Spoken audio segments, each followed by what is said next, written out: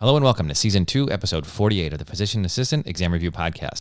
This week we're going to continue with dermatology, covering some small vascular abnormalities and some bullous issues, which we'll talk about shortly. But anyway, let's go ahead and get started.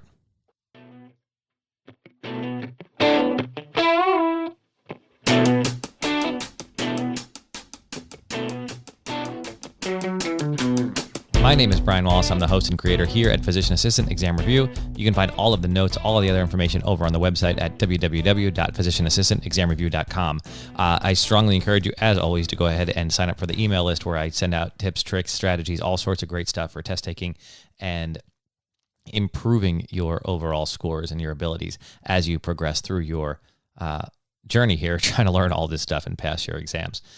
That's all on the email list. Also, last week I did a huge giveaway of a $900 package of study materials, all the stuff that I use for my exam, which was included the what's now the Rutgers Review Program, which is a great program.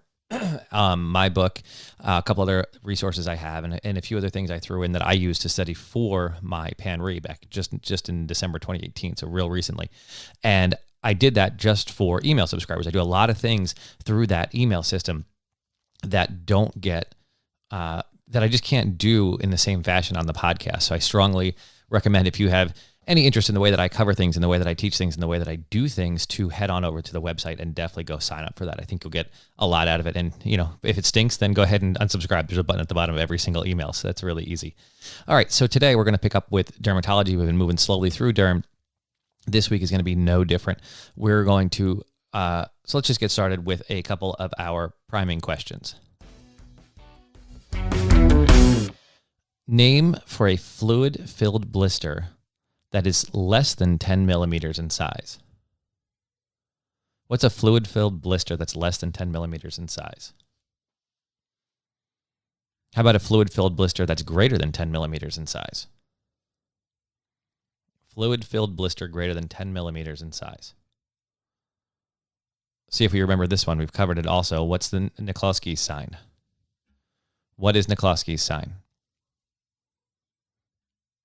And then lastly, just for fun, because we did it last week, Stevens-Johnson syndrome affects what percentage of the skin surface? Stevens-Johnson syndrome affects what percentage of the skin surface? As always, we'll cover the answers to, actually, not all of those. The Stevens-Johnson one we won't hit on, but I'll review it for you at the end. But I want you to take a minute and think about those and see if you can come up with it without any prompting. All right, vascular abnormalities of the skin. This is pretty straightforward, pretty simple stuff we're going to cover today. Telangiectasias is the first one. I recommend for everyone that we cover today, a lot through derm, through everything really, but through derm in particular, you to take some time to look at the images.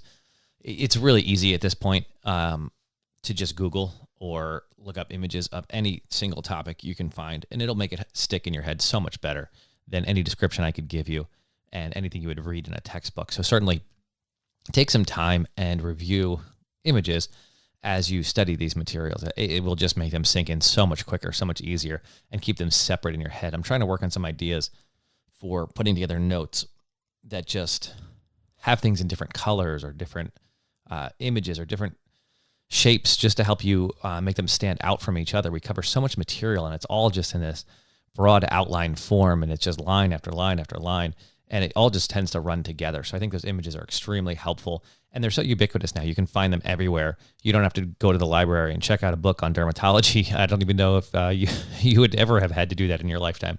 It's so easy now, so just make sure you look them up as you go through this stuff. All right, telangiectasias. These are dilated tiny blood vessels of the skin, which look kind of weird, but are usually a non-issue. They're little, tiny, fine, red, almost like little spidery. They overlap with spider veins. I don't know that they are directly related, but they're really fine, tiny blood vessels that get dilated. There can be a bunch of causes. There can be no causes. Some of the causes you should be aware of are Cushing's syndrome, systemic scleroderma, venous hypertension, trauma, acne rosacea, blepharitis, and that list can go on and on and on. And whether or not the telangiectasias mean anything, they may or they may not. So they're not a great sign on their own, but they can help confirm some of these things. Like for systemic scleroderma, you'll remember that you have the CREST acronym, where telangiectasias are part of that. So it can be part of something, but it's not going to be a clue unto itself, I don't think, for any particular disease. Clinical presentation here, you're going to get these tiny little fine red dilated vessels in the skin. And again, definitely take a look at some of the images of that. It'll clear it up. Treatment, you don't really need to treat these, but you can do sclerotherapy or laser therapy to get rid of them. Cherry angioma is next. This is a benign tumor, which involves the little tiny capillaries of the dermis, and a bunch of them get together and grow and form this little cherry spot on the skin. Again, looking at an image will clear this up. You've probably seen them a million times. They increase with age.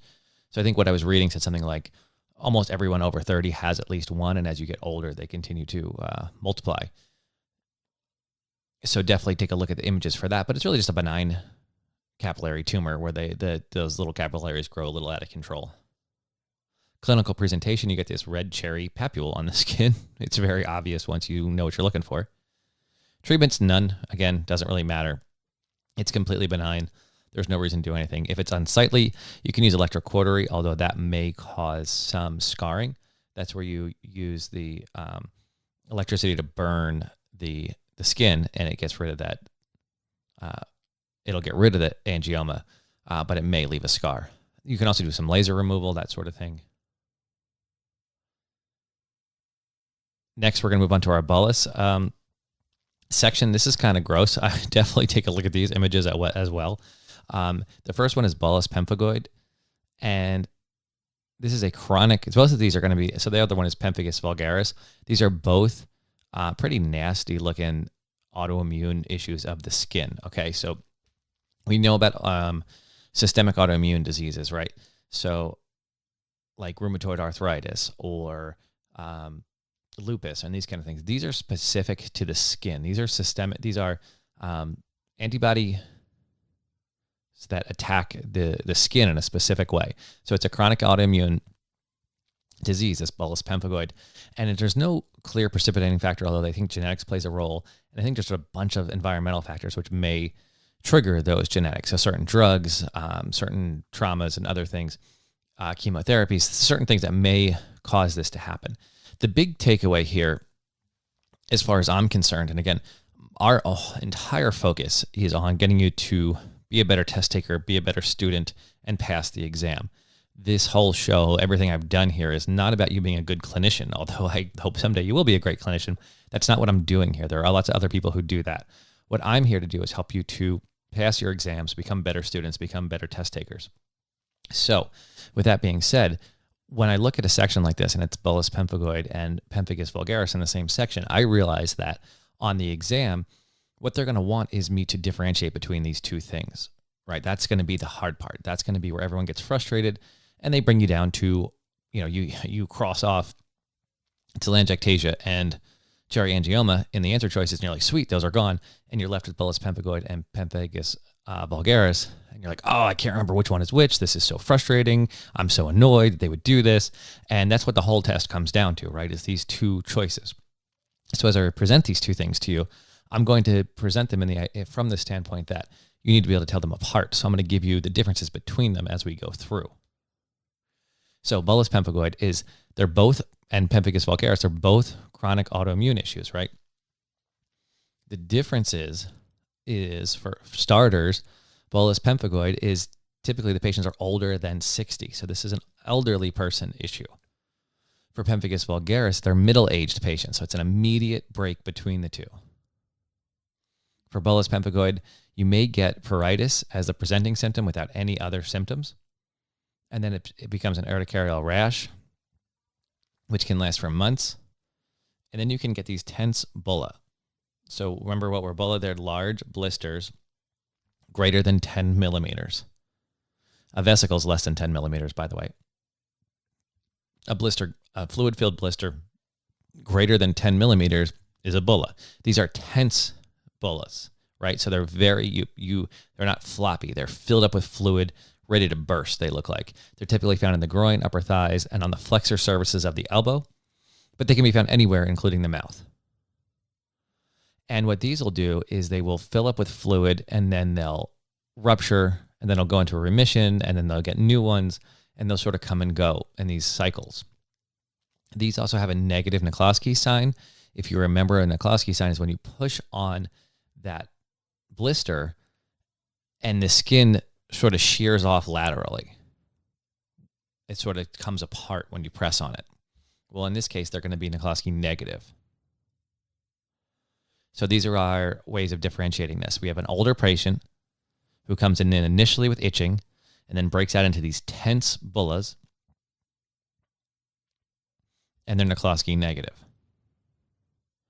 For labs and studies, you're going to biopsy it, and then immunofluorescence for an IgG will give you your diagnosis. Treatment here is topical steroids for minor outbreaks, oral steroids for a more severe case, and then you're going to want to manage them for other issues. So antibiotics for secondary infections, and a fluid and electrolyte management for if they have that broken down skin. It's going to be, again, almost like we talked about last week. This is almost like a burn situation. So you're going to have to manage their fluids and electrolytes in a severe case. Now, pemphigus vulgaris, again, an autoimmune disease, but in this case, it's the cell-to-cell adhesion that's lost.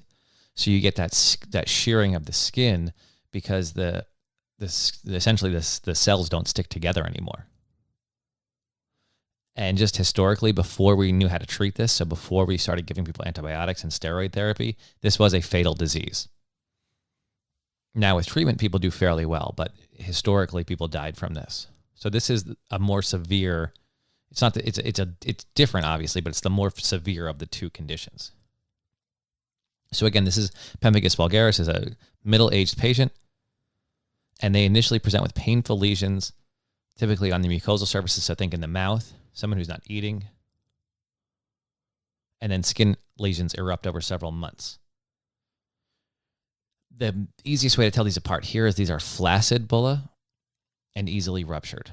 So these are not that tight, tense bulla that we found in bullous pemphigoid, but these are sort of flat, mushy, loose, flaccid bulla.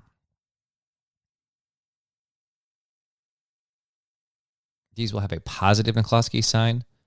So if you rub them, the skin will rupture and sort of separate laterally. And again, think about that cell-to-cell adhesion is lost. So if you push on that blister, it will spread. And again, we're going to do a biopsy and immunofluorescence for IgG because it's an immune-mediated issue. The treatment is going to be very similar. We're going to do oral or IV steroids, though. Remember, this is a little bit more serious. So most of these patients are going to get admitted and may get IV steroids.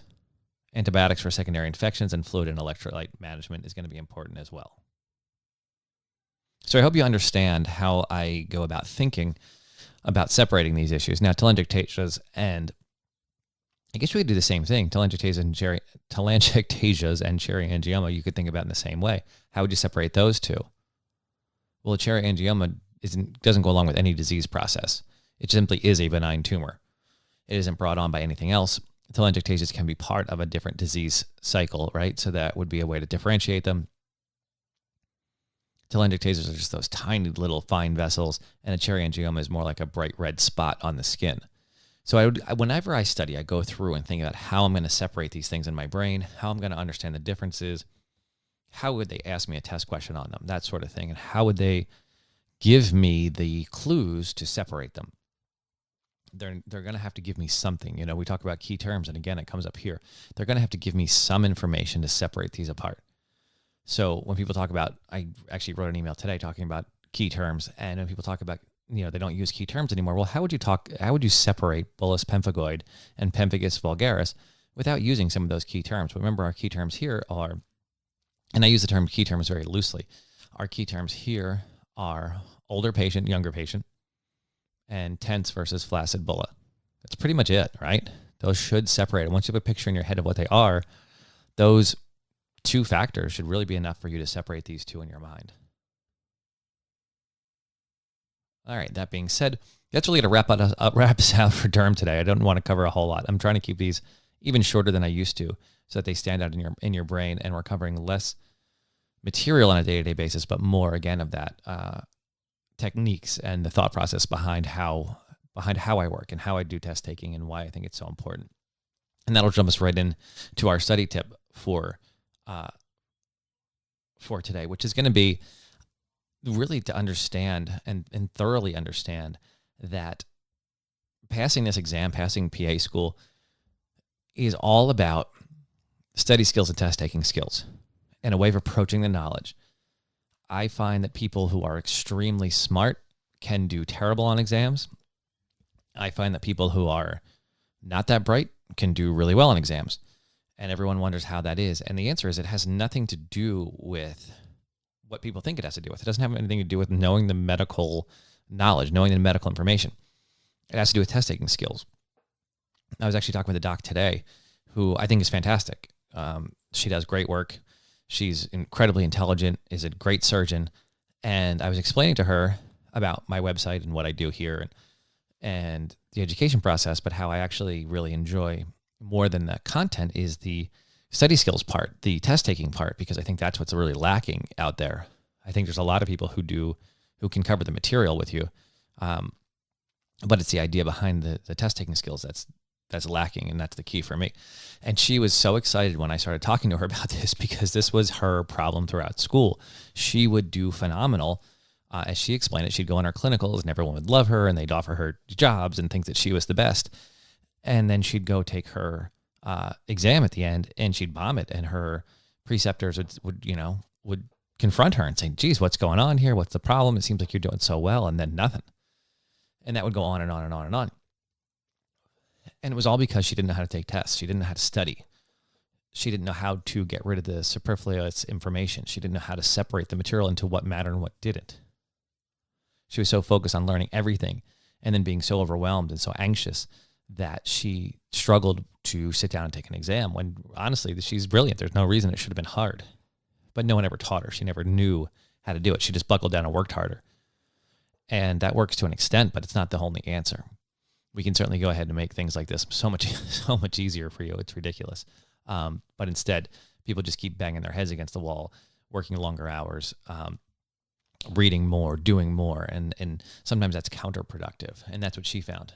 In fact, she went as far as to tell me the story about her oral boards and how she enjoyed that process and thought it was fun because she knew how to handle it. She knew what parts were important. She knew when the people proctoring the exam were just kind of baiting her and trying to get her to go down the wrong avenue, and she could see it a mile away, and she said she really just had a good time and she passed.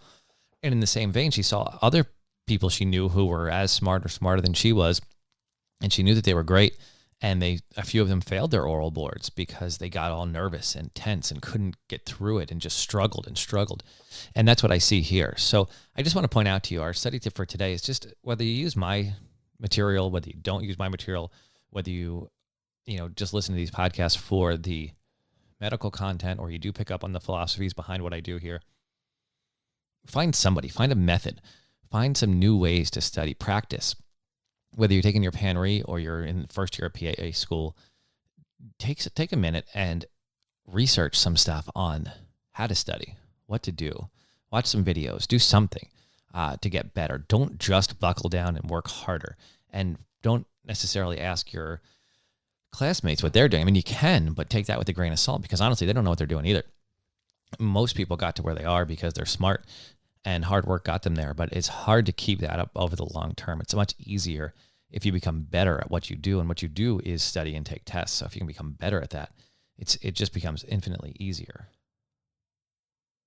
If you're looking for help in that area, I encourage you, this month in particular, I've been doing the Physician Assistant Exam Scholars newsletter now for over a year, and it's been a load of fun where I cover a lot more on and a lot more in depth on study skills and test-taking skills and how to approach things and what to do to avoid that anxious nervousness and to blow that out of the water and make it super easy for you to calmly walk in and take your exams. And this month in particular, this is going to be July, more in June now. So the July issue, which I'm working on right now, is all about how to get the most out of your lectures, out of the time you spend studying and listening to this information. And I just feel like you spend so much time wasted in school. I used to hate it, sitting in those classes, and I would talk with my friends and I would screw around and I would take some notes. But it was an incredible waste of time for me. It wasn't the best use of my time. I've since discovered so many ways that you can improve on what I was doing. And I think what most people are doing is just jotting down notes and highlighting things and half paying attention and half not. I've just come across so much material on how to improve that time and make it so much better and not a drowsy, sleepy waste of time. If you've got bad teachers, if you've got lecturers who stink, if you have trouble staying awake and focusing, all those things I'm going to cover in this month's issue, in the July issue of the Physician Assistant Exam Scholars newsletter. So if that's something that interests you, definitely go check that out over on the website, www.physicianassistantexamreview.com. I don't think you can find it there. I think you have to sign up for the email list first, so you can get a taste of everything that I do. I sort of have it set up that way. Anyway, let's wrap this up. So our study tip for today was definitely take some time, learn a little bit more about how you learn and the ways to do that. So let's answer our priming questions here and see if you picked them up during our talk today. Name for a fluid-filled blister greater than 10 millimeters. I'm sorry, less than 10 millimeters. A fluid-filled blister less than 10 millimeters is called a vesicle. Name for a fluid-filled blister greater than 10 millimeters. Name for a fluid-filled blister greater than 10 millimeters. That's a bullous. What is Nikolsky's sign? That was where we press on the skin and the skin separates. I think last week we talked about taking a pencil eraser and putting it on the skin and twisting it, and the skin would come off. It's that shearing force separates the skin. And that's another way we can separate pemphigus vulgaris and bullous pemphigoid. Bullous pemphigoid was Nikolsky negative. Pemphigus vulgaris was Nikolsky positive. Stevens-Johnson syndrome affects what percentage of the skin? That's all the way from last week. We didn't talk about it all this time. That was 10%. 10% of the skin. 10% of the skin is affected by Stevens-Johnson syndrome. If it's greater than 30%, remember it was toxic epidermal necrolysis, and in between was an overlap. 10 to 30 was an overlap. So anyway, sorry, I got this new soundboard and I'm not quite comfortable with it yet. That'll wrap us up for this week. Again, thank you so much for showing up today. It's really been so much fun to spend more and more time on the show, on all the stuff I've been doing here and the great feedback I've been getting. All the emails that come in saying, telling me how either how good or how poorly you did on your exam. Also, I truly enjoyed those. So please keep them coming in. It's really been a ton of fun. Anybody taking their exam this week, good luck to you. And I'd love to hear how you make out. Take care.